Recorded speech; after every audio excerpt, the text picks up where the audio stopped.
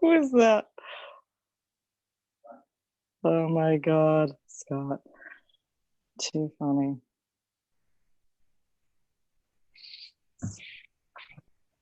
Look at this hair, Scott. Good job.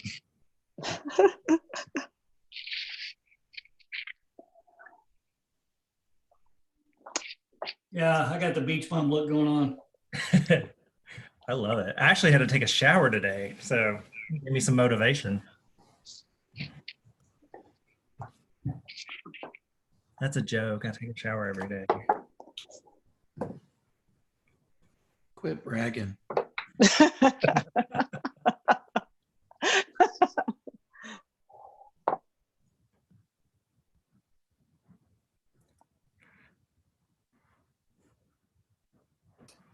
Hey, I got a question. Yeah. Sometimes, like I like the use of on Zoom where you hit the space bar and it'll temporarily unmute. But sometimes it works and sometimes it doesn't work. And I can't figure out why. Anybody else messed with that? I think the host has something to do with that. So he can either mute it or unmute it because sometimes there's a static noise.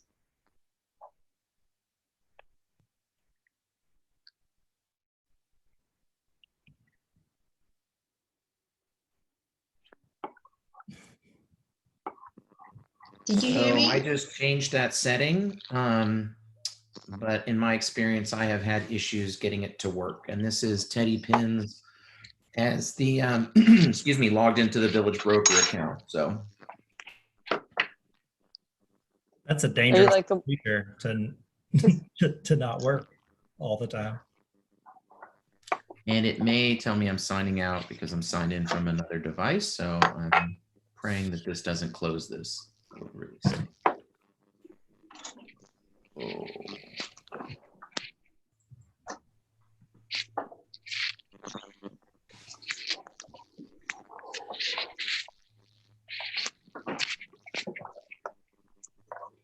I feel like this is that song "Shiny Happy People" should start playing in the background. Remember that one? Oh my God. Come on, Robbie. Oh.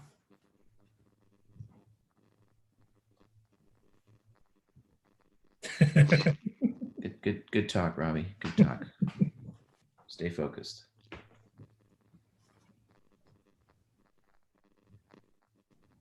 Is Robbie working on one of Zach's custom CMAs? He looks so intent. Oh yeah, you, Robbie. Robbie the realtor. Are you in Knoxville, Robbie, or in Gatlinburg, or the mountains? Sam Graham, where exactly are you?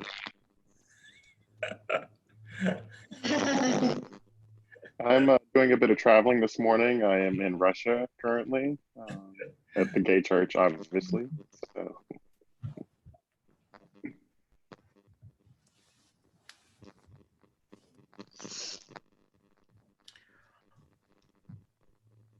What's everybody's thoughts on starting Zooms? I mean, with technology and whatnot. I mean, do you think it's best? I've been kind of starting them about 5 minutes after scheduled time and no later. Do you think that's reasonable, or should we be starting on time out of respect for everybody?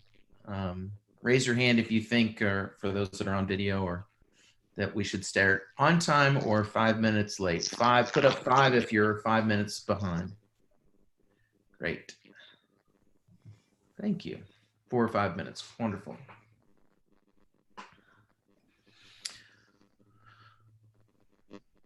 I agree. Exactly, Robbie.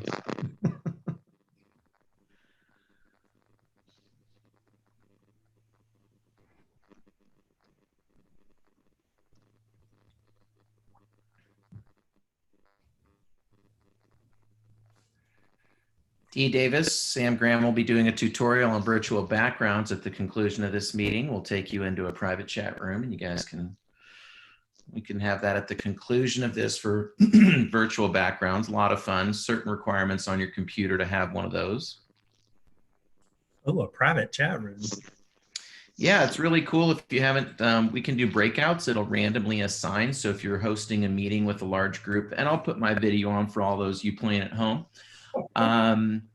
Your tornado helmet.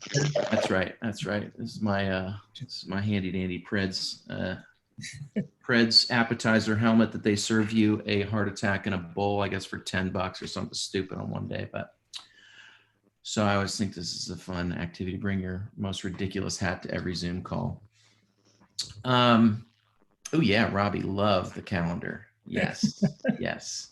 You could just make that your background. Yeah, so chats or hangout rooms, I forget what they call it on Zoom, but in large groups, it's kind of nice to have breakout rooms, I think they call them, and it'll randomly assign.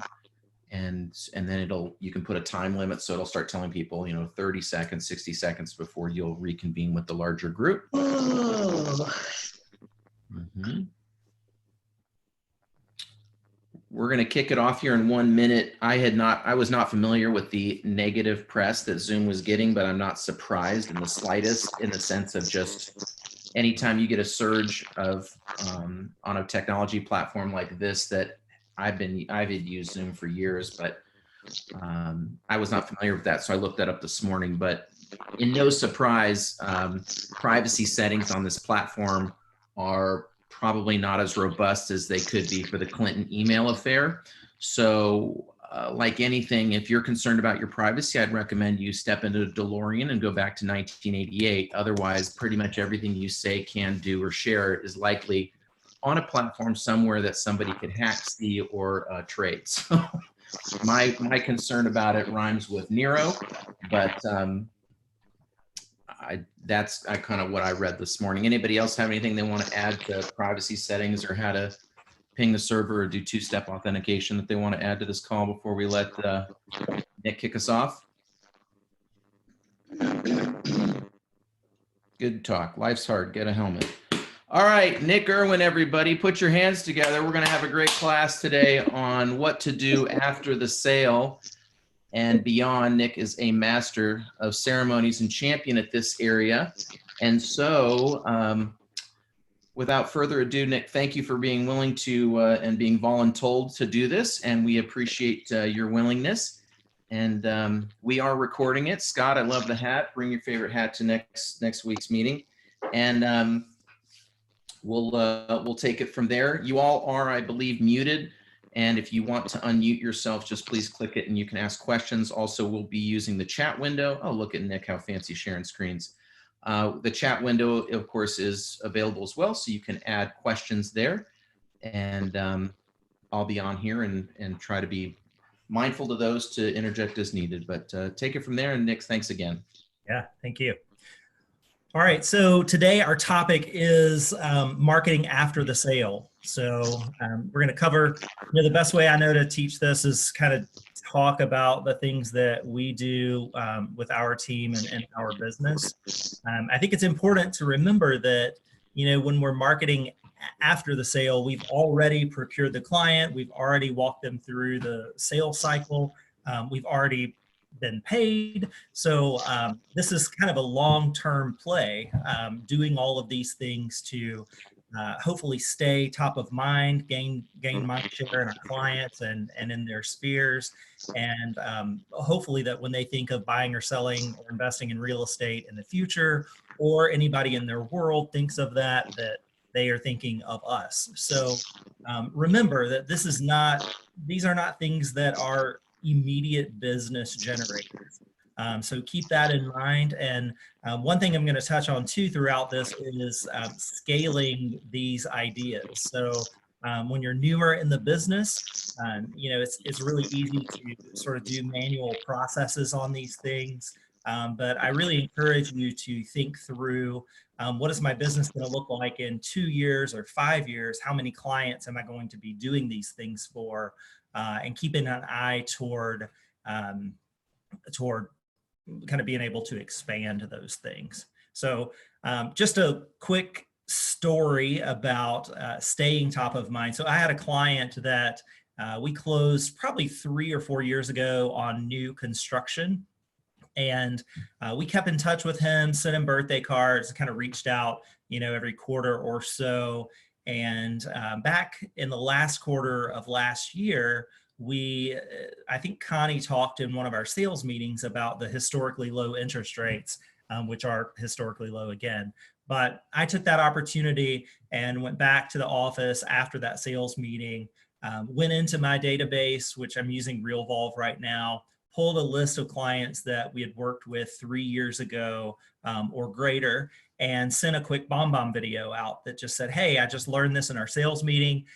Interest rates are historically low. So if you bought 3 or more years ago, now's a really good time to at least reach out to a lender and talk to them about potentially refinancing. And if you're looking to buy and sell, inventory is low, interest rates are low, so you're kind of good on both ends there. Hope you're doing well. I mean, it was like 2 minutes. I sent that out to probably 50 people, and the same person reached out. I actually had 2 clients that reached back out from that, that resulted in a transaction. So again, we have to stay in front of these people and kind of stay a part of their lives for a long time. So that's what a lot of these items that I am doing are aimed at. And yeah, so let's talk about a couple of the things that we do. I have a list up here on your screen. I have a magic 2 whole slides for today. So this is just kind of my guide because I want to talk about these items that we are doing in our business. And then the next screen is some of the actual mechanisms that we're using to scale those things. I will drop this into the chat as soon as we're done. And then also if you want to talk about any of this stuff one-on-one, you guys know how to get in touch with me, but don't worry about having to take notes or anything. So one of the things that we do are sending out birthday cards to all of our past clients and their spouses and our VIP referral partners. So that's a really easy way to just say, hey, I'm thinking about you, whatever. That process has now been automated for us. We are using AM cards to automate that through our CRM. But, early on, we're actually sitting out and, writing out handwritten birthday cards and home sale anniversary cards. Within the home sale anniversary cards, again, that's every year on the anniversary of them buying with us. It's a good idea to take a look at the equity they might have in their house, especially over the last 5 years. Clients people have been realizing tons of equity, especially the neighborhoods that I serve. So it's nice to go in and say, hey, look, your house might be worth X number of dollars. Just jot that in a little note and send it over to them.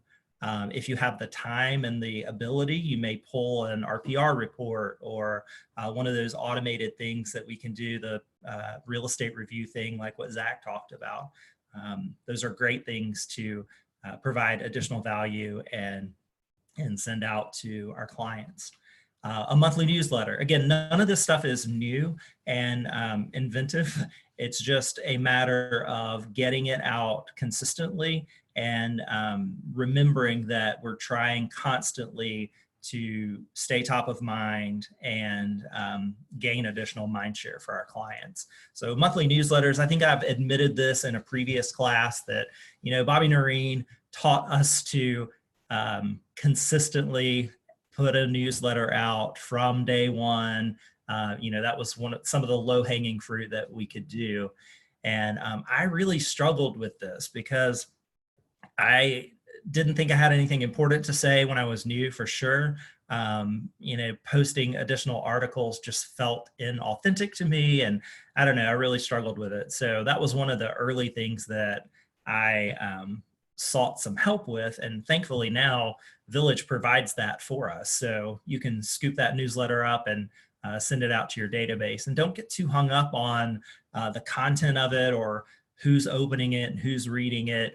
I mean, the point of all of this really with the newsletter especially is that your name is showing up in somebody's email inbox every month, and it's just underscoring a lot of the other things that we're doing.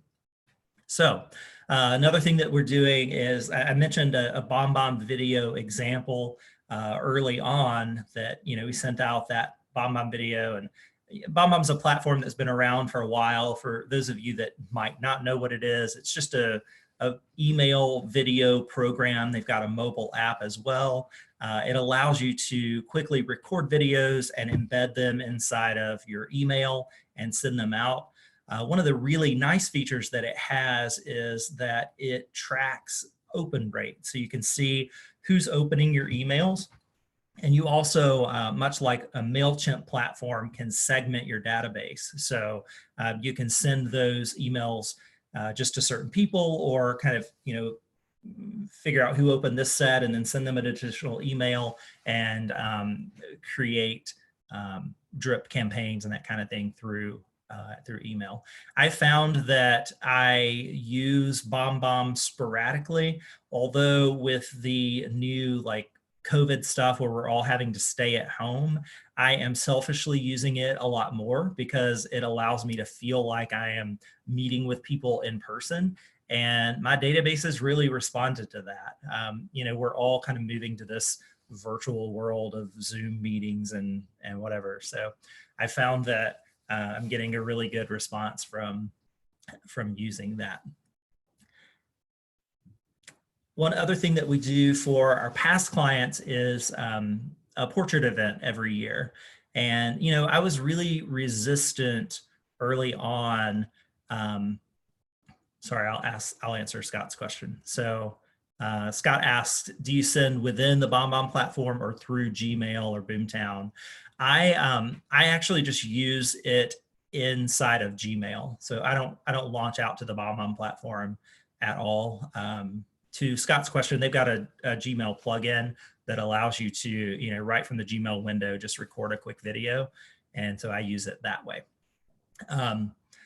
Onto portrait events. So I was a little resistant to client events early on. Again, the anxiety of am I going to do all this planning and nobody's going to show up? And I had this mindset that they were expensive and kind of, and I'd rather hide at my house and only have 2 or 3 people around me anyway. So they just really freak me out. But with some encouragement, we planned a photo event. I think we've done it 3 years now, and 2 years now, sorry. So the idea around that is that we invite all of our past clients, all of our VIPs to a certain location, and we hire a photographer, have them come in and do family portraits of our clients. And usually it lasts all day long. And what I wasn't expecting from this is that it becomes this hangout time for us to mingle with our clients and them to meet each other and kind of cross-pollinate. And it's a really great event.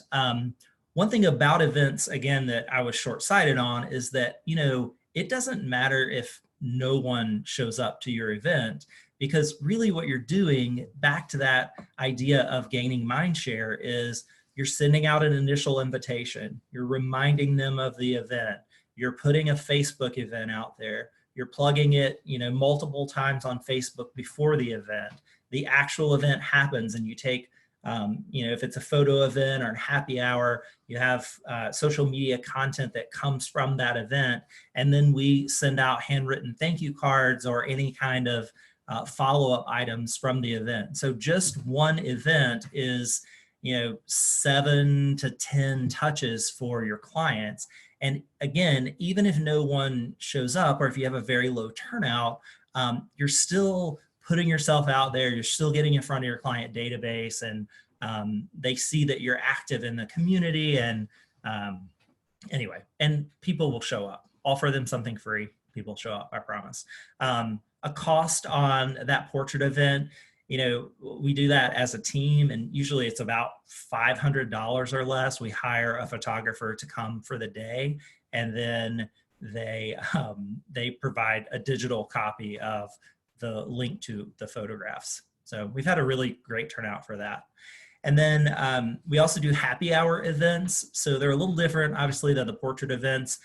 We've done 2 in the last 6 months. One was at a bar, and so we did drink tickets for that. Again, hire a photographer to come in and capture the event. That way we can share the photos and use it for social media content. And then for the most recent one we did was a donut happy hour down at East Park Donuts. And my team loves them. It's a block away from the East office. We're down there all the time under normal circumstances. So we asked them if they wouldn't mind staying open late one night and providing just like instead of drinks, donuts. So we had our clients come by, and it was a really good time to, again, give back to them, interact, mingle with them.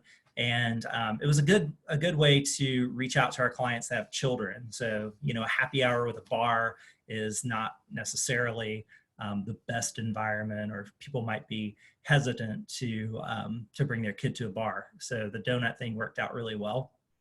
And keep that in mind when you're marketing too, that, just because it's, I love families with children, because the more children they have, the bigger house they need to sell their little house and buy a bigger house. So I don't really like kids myself, but except for Tyler's, but other than that, that's a joke.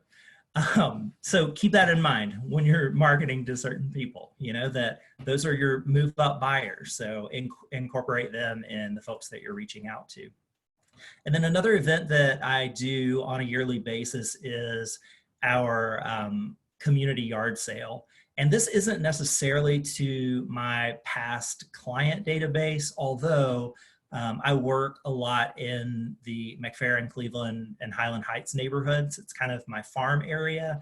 So there's some crossover there with my past clients and the farm area that I serve. So that community yard sale event is, it's really taken off in the last year or so.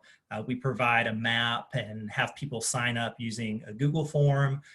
So I guess I should talk about those steps in order. So people sign up on a Google form if they want to be involved in that. We produce a map and share that to all of the participants. They host a yard sale in their own yard. This past year, my house served as the coffee and donut station. So people would come there first and get a map, and then go around the neighborhood and shop to all of the different people that were participating. So it's a really great way for me to meet my neighbors. And then again, same thing with past clients. Like a lot of them live in the community. So it's a nice event.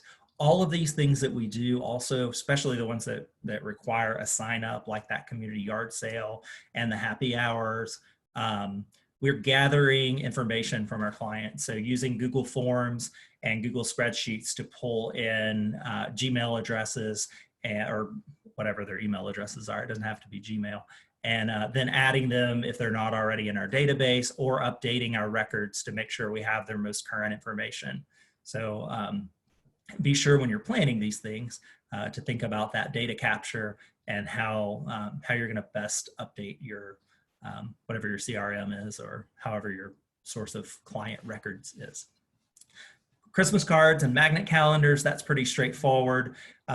Remember, I've heard Ted say this a lot, but Christmas is on the 25th of December every single year. That doesn't mean that you have to wait until the week before to write all of this stuff out. So we start that process pretty early on. We also know what the calendar is going to look like for 2021. So it's easy to design and order those things and get the cards together and labeled and all of that stuff prepared well in advance of the holiday season. Now that we are all locked in our houses, these are things that we can be working on and kind of stockpiling that stuff and having it ready so that when it gets ready, or when it gets closer to Christmas time, it's easy. It's already done. We just send them out. Dining Out for Life, we host an event every year. That's a benefit that it benefits Nashville Cares, sorry. And so they choose local people to act as restaurant host, and they publicize the events and get people to come out and eat in restaurants. And I realize that that's kind of crazy to talk about that right now, but being involved in that has exposed me to a lot of the people within that organization. So we're able to add them to our database.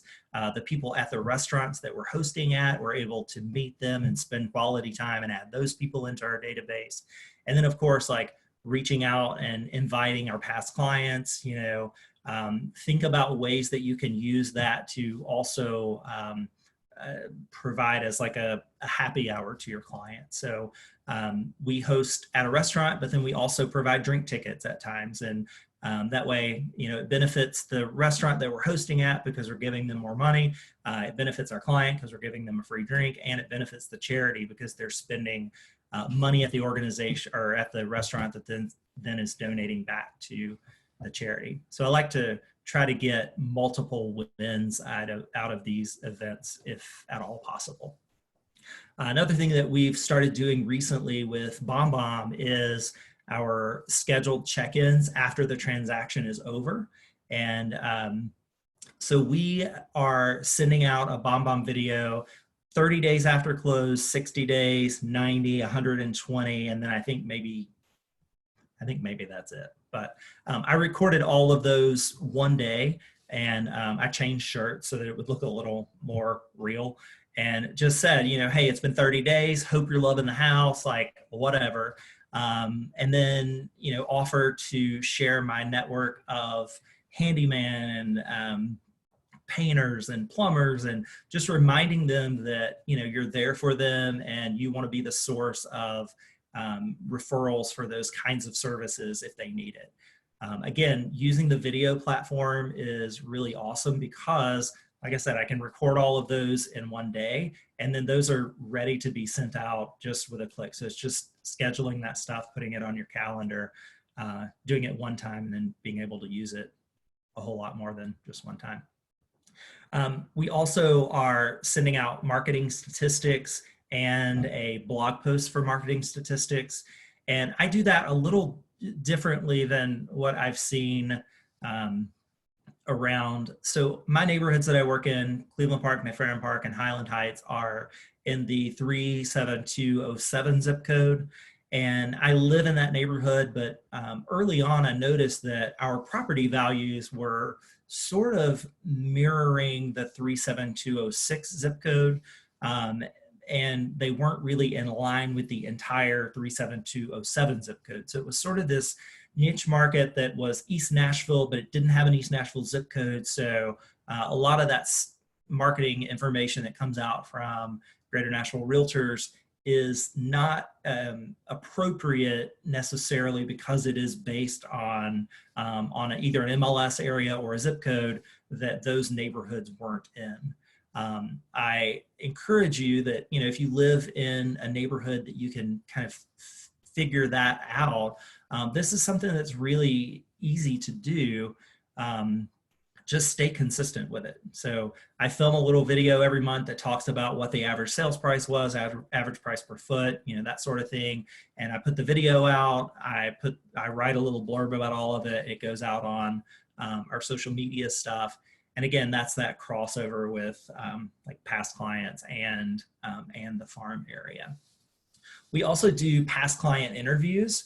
So we wait until they've been in their house about 6 months or a year if they've purchased and moved to a new area. We send out a Google form that asks them very direct questions about their neighborhood. Where's their favorite place to go to the park? Where do they love to shop? Where's their favorite restaurant? Like all of those kinds of things. And the idea with that is that I want to create a story around these people and their transitions in life and where they're living and what they love about those areas. I think that's more compelling marketing than, hey, I've got a house for sale, or, you know, everybody holding a sold sign. I mean, that stuff's great, but I think the story has a longer shelf life. And so Scott asked, when do I ask or hold these interviews? So I've done it a couple of ways. If I have the time and the ability, I'd love to get them on video. And so, you know, we have a templated Google form of questions that we ask. And so I either will try and schedule a time to go and video and ask them the questions, or what is more likely happening is they're filling out the Google form, and then they've also been to our portrait event. So we've got a nice family picture of them that we can use in conjunction with that interview. And we're pushing that out. And again, you don't have to do the whole interview. You can do like just little blurbs about different things, and that becomes marketing content that you can put out multiple times. So that's been really good for us.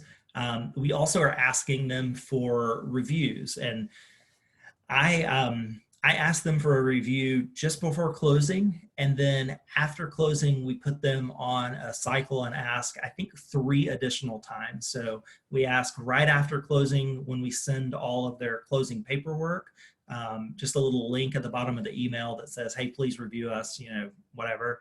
And then if they don't fill that out, we ask them a couple more times. And then if they don't fill it out by then, I give up for, I don't know, 6 or 8 months, and then I'll pull that list of people back up and go through it and resend to try to get that information. Since we've been scheduling that and doing it in that cadence, we've had a really good response. I think, I know I would make up a statistic, but it would be made up, but the majority of our people are filling out reviews. And I am asking for those on Zillow. So I just send the Zillow link and they fill it out there. Some other people on my team are using other methods, and of course there's all sorts of information out there that talks about how Yelp might be better, or Facebook or Google or whatever. I found that the Zillow platform is easy enough for them to create those, and we take that information. It comes to me in an email after they filled it out, and we'll put it on our own background and put that out on Instagram or Facebook or our website or whatever. So we just repurpose that content as well. Scott asked another question about if we're sending those out a certain time frame after we close. I like to ask them right before closing, because we've been in contact back and forth a lot. So they're used to getting emails from me. Those emails are important, so they're reading them. And usually I either get the best response then or about a week after closing. So our process is, after we close and get all of the paperwork back from the title company, we will create a file of all of the documents that they've signed and send those out to them just in an electronic format. And in that email, we're also asking for a review. And so the majority of ours are coming from one of those 2 emails. Hey, Nick, regarding the review on Zillow, sorry, I didn't mean to scare you. Do they still, there's not a way for them to do a Zillow review without them signing up for a Zillow account? Because I've had a few people that just say, I just didn't want to do that. I don't want to, subscribe. So that's accurate, right? They have to sign up for Zillow. They do have to create a Zillow account. Yeah, I think you're right. I haven't experienced that on my end, but I've heard of people sending out a survey type thing, like using a Google form or asking some very direct questions for them to answer back in email. And then you can use that on your website or that sort of thing. The trouble with like Yelp and some of those other sites, I think they also have to create their own accounts to do that. So, that's just a limitation of those reviews. So I don't have a best practice on that. Robbie says that he puts a link on Facebook, Yelp, and Zillow, and that they can copy and paste their review into all of those. And he's had really good results with that too. So the other question is, where am I posting those reviews? So we turn them into like Instagram posts, and they live kind of on our website. And every now and then, if I don't have a lot of things to post about on Instagram, we'll just recycle them. And we just create like a little, something with our logo on it that just has Nick was fantastic to work with, or whatever they said, and then their first name. I also think part of the success of, or people's motivation to fill that out is increased because you're sending something of value with the request. Certainly, yeah. And we used to try to bribe people to do these, and like give them a coffee gift card or, you know, some of that crap. But I've honestly had much better success, like Ted said, when you're offering them something of value, getting them to reciprocate. So that's a good point. Thank you. Scott asked if I asked for their permission to share it on social media. No, I don't. I do ask for permission to share their photos. So if we've taken a picture at closing, I don't make it a thing, but I just kind of mention it. I'm like, come on, you know, we need the dorky realtor photo for social media, and yuck it up. And I've only had a few people that have said, no, I don't want my picture on social media. And if that happens, you know, I still, I'll ask, okay, do you mind if I share a photo of the house? Or what, do you have a picture of your dog that I can say, hey, you know, Bruno got a new home or something like that. And right, and your social security number, probably. So I've had pretty good success with that. And, you know, I mean, at the end of the day, if they don't want their stuff publicized, then that's fine. I'm happy to respect that, because ultimately I'm just using it to, for my own gain anyway. So if they're not comfortable with that, then that's fine with me. Something else that we've done that was a kind of out of the box idea is we had a council race, as y'all know, last year in Nashville. Was it last year? Yeah, last year in Nashville. And in District 5, they scheduled our council debate for the 3 people that were running, like right at 5 o'clock, I think, or 5:30. It was at the police precinct in our area. So some people didn't, number one, they couldn't get off work and make it there in time, or, you know, they didn't feel comfortable going to that facility, or, you know, whatever. So we hired a videographer to come and set up the room and televise or Facebook Live that event. So what that looked like was, you know, really just reaching out to the videographer. They came in and set everything up. I think we had an initial meeting with them. The broadcast was out live on our Base Nashville Facebook page. And then my information, kind of like at the bottom of the screen. It was just my logo and my information. And we had a lot of people that interacted with that and watched it live or went back and rewatched it. And, you know, I didn't say I support this person or that person. I didn't even, I wasn't even on the screen other than my logo and my contact information. But that was super helpful, I think, to our community, and a good way to just kind of provide a service, but then also, you know, get my face in front of people. We also send out settlement statements at the end of the year, or I guess at the beginning of the year, and at the end of January. So people need those for their taxes, and a lot of times they will have kept them or have a digital copy or whatever. And I don't really care about that so much. I just, I want to use that as another means to reach out to them. You know, if you think about the holiday season, so November, December, there's kind of a lot of activity. And then I send these sort of like almost at the end of January. That's another way to just get in front of them, say, hey, I'm thinking about you. I know you're probably going to need this when you fill out your taxes this year. So just wanted to have that for you. And again, you don't have to wait until January to do these.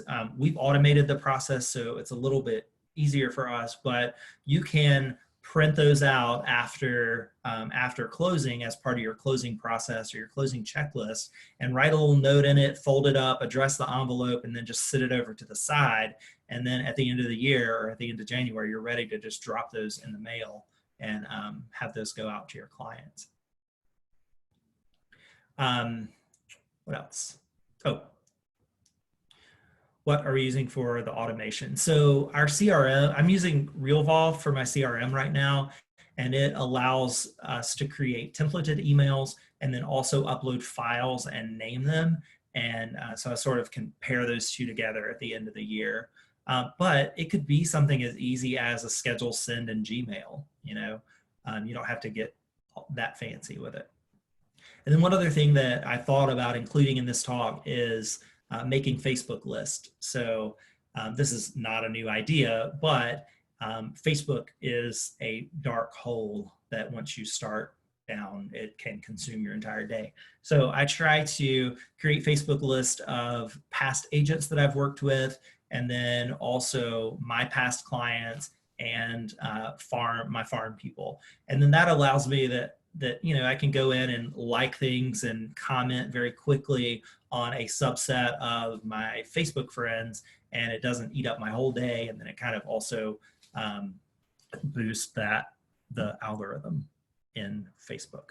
So I'll run through this list. I've touched on a lot of these things already, so I just changed the slide over to the actual things that we use to market. So AM cards I talked about, that's an automated card sending platform. I've also had some colleagues that have used send out cards. We price compare those every year to make sure that we're using the cheapest thing that will get the job done for us. Send out cards has a little bit more of a robust platform, and they can send brownies and that sort of thing. Also, Lolo is a platform that does not cards, but same concept of being able to treat your clients every month. We tried those. They didn't really work for us, but there's some ideas for you. Bomb I talked about a lot. The portrait event, that's really just hiring a photographer the day of to shoot, edit, and distribute the photos. That project cost probably $300 or so for that event. And then our happy hours, we spend maybe $200 to $300 a piece on those. I hope that, well, whatever. I'm sharing that because if I were in your position, I would want to know how much this stuff costs, because I like to create this big bad monster that, oh, this is so expensive and something that I could never do. And it's really not. I mean, it's just, a couple of times a year, a couple $100 a time. The neighborhood groups and associations in my particular farm area, there are, probably 3 specific neighborhood groups. So I try to stay involved in those and post in them. We use Vistaprint a lot for our Christmas card, magnet, calendar things. I have a WordPress website that I have no idea how to update, but Robin does, thank God. She's my assistant. And so she knows more about that than I do. But I'm sure there's tech savvy people in here that can whip a WordPress website up pretty easily. And then we use Rovav for our CRM, and it really is just a source of record for our clients. So all of their contact information, and then we track the transactions that they have done, and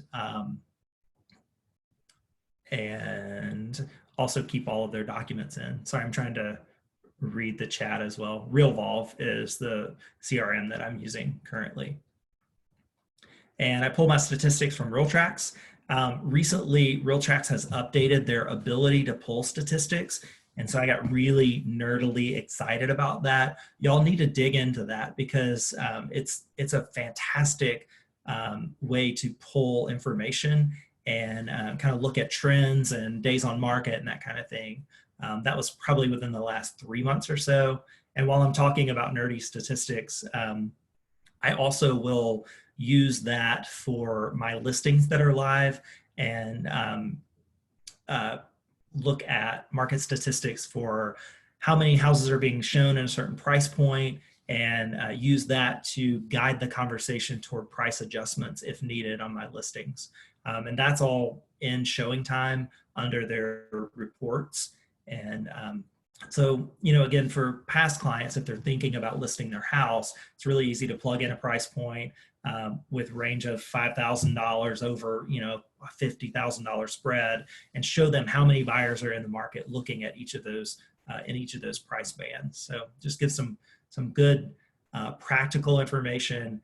And I always like to share the source of information and let them be the decision maker. And I'm more the guide to that information, because it's not, a listing price is, I don't want to choose a listing price. I kind of use data to guide that. And we use Alpha Graphics. So they were local to us down on Main Street. I think they've moved over to Dickerson Road now, but we use them for our Every Door Direct printing. I send out postcards every month now. That's something that I added on to my business about 2 years ago or so in our farm area. That is a spendy marketing effort, but again, like, reach out to a lender and have them maybe partner with you on that. And then also negotiate with these people. If you use, we negotiate for a living, right? So if you need printing and they quote you a price, negotiate with them. That's all I have to say about that. Bit.ly links for custom link tracking and a QR code generator. Oh, one of the other projects that we just launched that I'm super excited about is we normally do an Easter thing, but Easter's was kind of weird this year because we're all locked in our houses. And so we did a chalk drawing contest, and it's not done yet, but we launched that in the neighborhood. They are tasked with doing a chalk drawing, taking a picture of it, sending it in online. And then once we compile those, there's a deadline. We're going to put them all out on our website and have people vote for those. And then whoever the winner is going to get a gift card over to Redheaded Stranger. Again, that's a neighborhood restaurant that I like to try and support. We sent out postcards with that information on it, and also QR codes, so they can just snap a QR code and it launches out to those Google forms. We use trend graphics for some of our marketing statistic information and graphs, and then of course all of the Google platform, so forms and sheets and docs and calendar, all of that stuff. So anyway, what time is it? It is 11:15. So I will stop talking, and I don't think I can unmute all of you, but if you want to say something, what are you doing? What questions do you have? I'd love to hear that. Anyone? Come on, don't. Everybody may be in a state of shock or feeling what I used to call maybe the Copeland effect when I went to rebar camp years and years ago. And I left my first rebar camp metaphorically looking like, this helmet on backwards going, well, I think I should quit the business because I clearly am not doing or know anything of what they're talking about.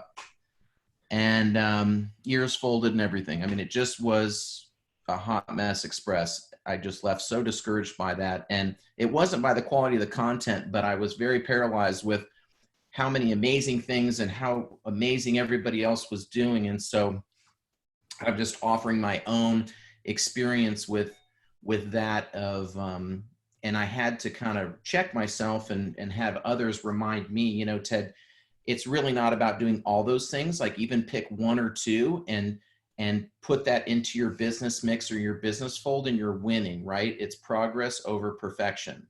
And so don't try to become a trend graphic and a new CRM and launch all these things and worry about money. There's so many free things that Nick shared that you can do that are value-based. And really that's what it's about, authentic connection. And Nick's been building this in years and years and has assistants as well. So I just want to honor you, Nick, for sharing so many incredible tools and remind everybody, like, it just take one or two to start with. This recording will live in infamy. So you'll have complete access to this to add those things as it goes along. But yeah, thanks for saying that, Ted. I should have also underscored that it's so overwhelming when you're brand new to try to like look at a list like that and think, I just give up. But really, just do one thing, and then once you get that down, like move on to the next thing.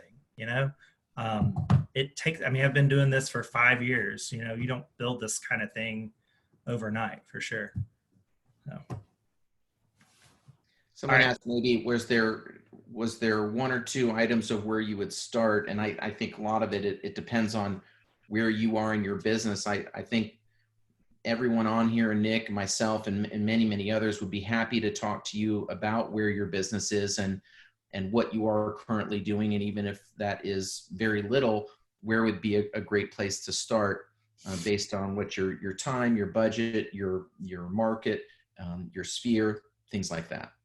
Also, I mean, pick something that's exciting to you, you know, like, does any of this stuff seem fun? Like if client events seem fun, then start there. I mean, that way you get the natural momentum of like doing things that you like, you know? I think I'll speak to that if you don't mind. One of the things that you might, especially the new people, keep in mind is rapport building probably is above everything else. So if you are new and you don't have a history with your people yet or whatever, if you just start hitting them with, hey, I learned how to do market stats and all this kind of stuff, you're not going to really build rapport. You're just going to punch them in the face with stuff they might not care about, instead of just lighthearted things of interest to engage to each other with at first, to build up rapport and trust and a two-way thing. And then that can support, when it's ready, heavier things like market stats and things like that, which might get them more interested in having a real estate conversation. And one tiny example of that is even, you know, with me, I've sent out, you know, real estate things and serious things and you know, numbers and data and do you want a home value report and all this kind of stuff, you know, a lot of times with zero connection whatsoever. Well, I sent a toilet paper or BombBomb video out, and I've heard from people that I hadn't heard from in ages, you know, excited to respond and say, hey, thanks, that's so sweet, thanks, I appreciate that, hey dude, I'm good. But you know, so you can start conversations with simple stuff without having to be the heavy hitting, I know all the stats and here's your reports and all that kind of stuff. So that's all. Just rapport probably first, and connection and engagement, however you naturally are, and then elevate that to, you know, more real estate specific stuff as one tip. That's all that. Also, Virginia asked about Bitly links and how we use those. So this is a technical conversation and I'm about to drive this train right off the street. But so think about like Google Forms. If you create a link to your Google form, it is, you know, this long. So if you're posting that stuff on social media, it just is gross and ugly.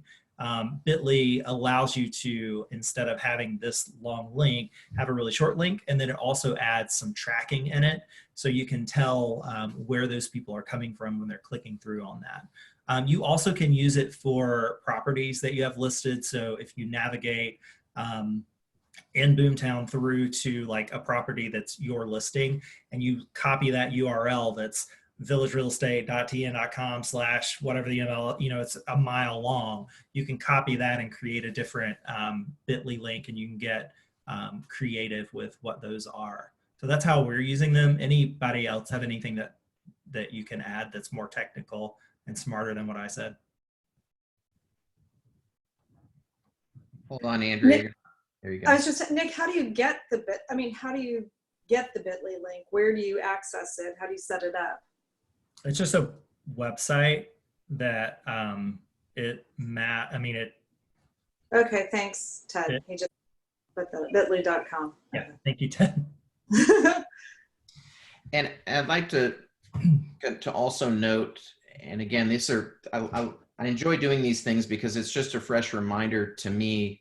And again, I have to work, probably the biggest thing for me is mindset, right? So that I don't get discouraged about what I'm not doing, or it's, I used to do that, I'm not doing it anymore, is just consistency. What I would encourage is don't do any of it if you're not going to do it. And by doing it isn't meaning doing it once. Whatever it is authentic to you that speaks to you, to do it consistently is where statistically the traction and the ROI is built. It may be a fun idea, but unless you don't follow it up and do it consistently, then you're not going to get the return out of it. Even if it's the toilet paper, you could make the toilet paper thing have a lot of legs to it and become a joke, or run on, or Robbie Stone's calendar, or just CMAs, whatever it is. I mean, Scott started doing these things about what you can afford in certain areas. It was just brilliant. So, everybody has a gift and a talent and passion and skill, and that's what your clients, why they use you, and they know you, like you, trust you. And so I would just encourage, whatever it is you do, put it a part of a marketing calendar or a schedule and do it consistently, even if it's just once a month or once a year. But that routine, people begin to feel comfort in that. I also feel like I need to be really transparent that I have a lot of help. I mean, Robin helps me immensely. Caitlin helps us with social media. The guys on my team, we share ideas. I mean, I couldn't do all of this stuff if I were the person responsible for it. So I think that deserves some note. And then also, one of the things that I did before I had help is I had just a like a note in my phone of ideas that I had found through Rebar or like meetings like this that I knew that I wanted to do someday, but that I couldn't do by myself and I couldn't maintain them. And so that way, when I was able to hire some help, like I had a list of stuff like, here, go, let's figure out how to do all of these things. And so that really has helped me grow into like where they're at now.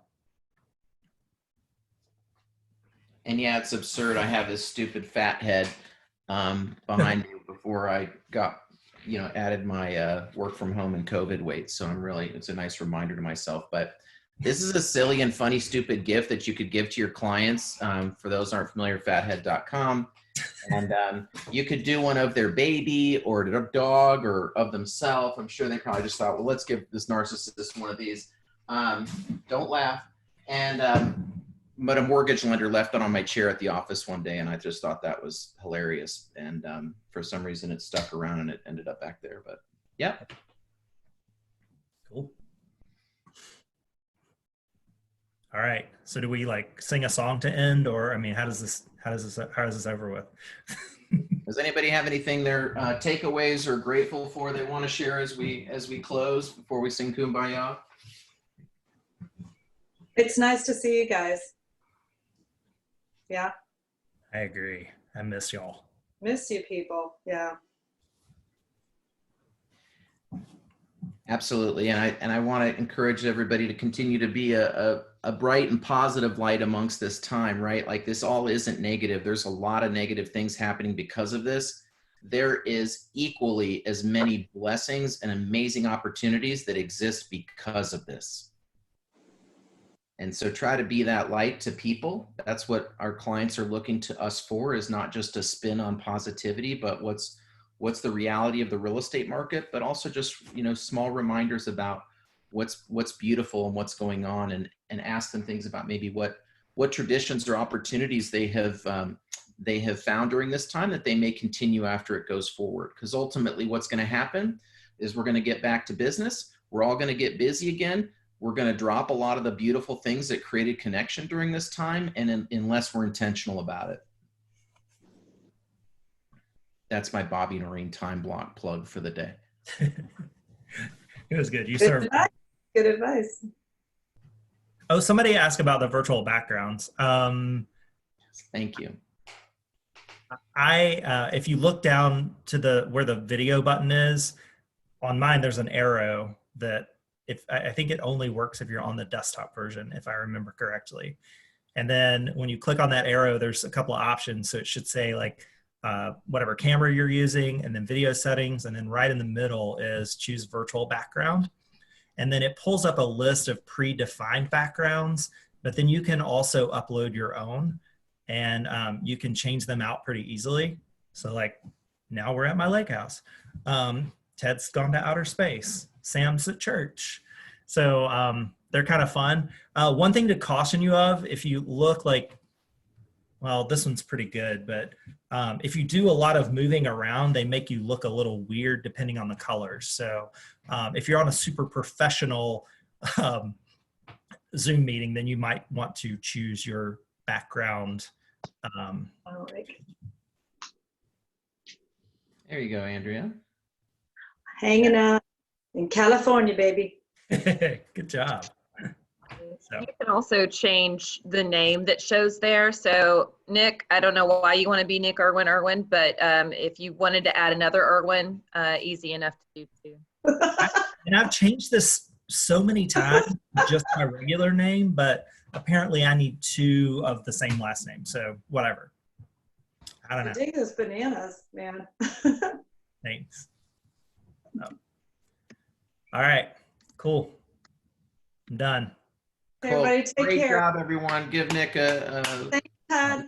Zoom clap, a high five. Go ahead and high five your neighbor. I'm doing it. I don't know. That's a fun thing to screenshot. All right, elbow bumps. See y'all. Yeah. See you guys. Go make someone's day. Thank y'all for coming.